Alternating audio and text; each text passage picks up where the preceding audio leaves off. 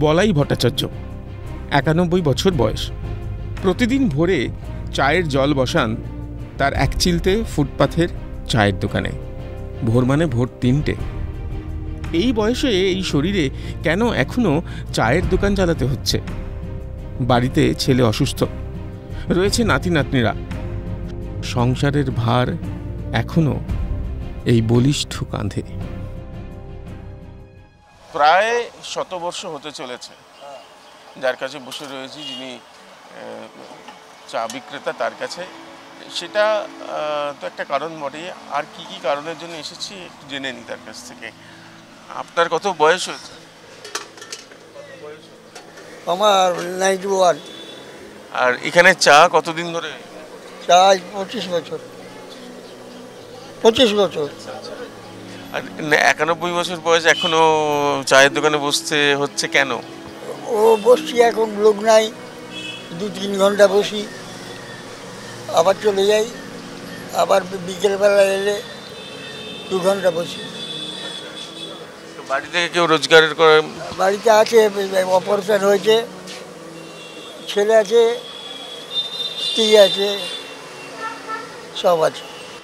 এই চায়ের দোকানে বসতে হচ্ছে, রোজগার করতে হচ্ছে এই বয়সেও, এটা কেন? মানে কেন আমাকে আমি তো কারো কাছে পয়সা চাইতে পারবো না। যে পয়সা পাই তা পয়সা নিজের ওষুধ খরচা এইসব। এখানে চা প্রতিদিন কতজন মানুষ? আমার এখানে দোকান ছিল, এই যে হোটেল। হ্যাঁ, হোটেল বন্ধ আছে এই 5 বছর, সেই লকডাউনের সাথে। লোক চলে গেছে, আর এখন লোকদেরকে রোজগার করতে পারবো না, ওই জন্যে হোটেল বন্ধ করে দিয়েছি। তাহলে আমার হোটেলে কিসের হোটেল ছিল? হ্যাঁ হ্যাঁ, ভাতের হোটেল। নাতি নাতনি আছে? হ্যাঁ,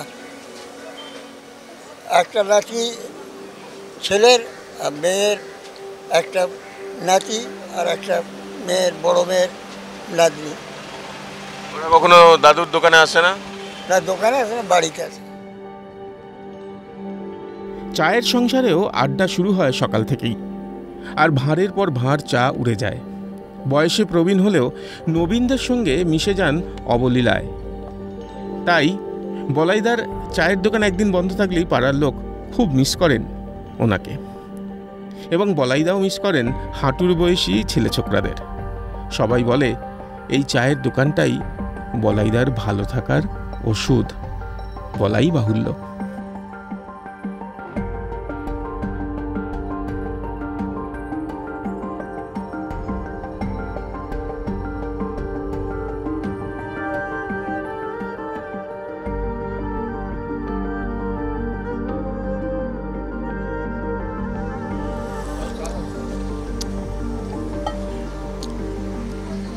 বলাইদার চায়ের দোকান দাদাই বলবো, দাদু বলবো না।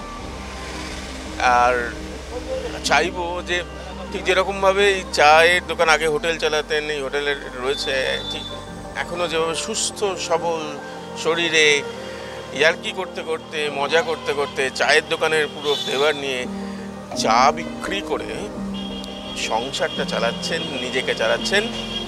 চাইবো এখানে আবার আসবো আমরা ওনার 100 বর্ষের চা কাভার করতে। সুরহিতের সঙ্গে প্রীতম দে, ক্যালকাটা নিউজ।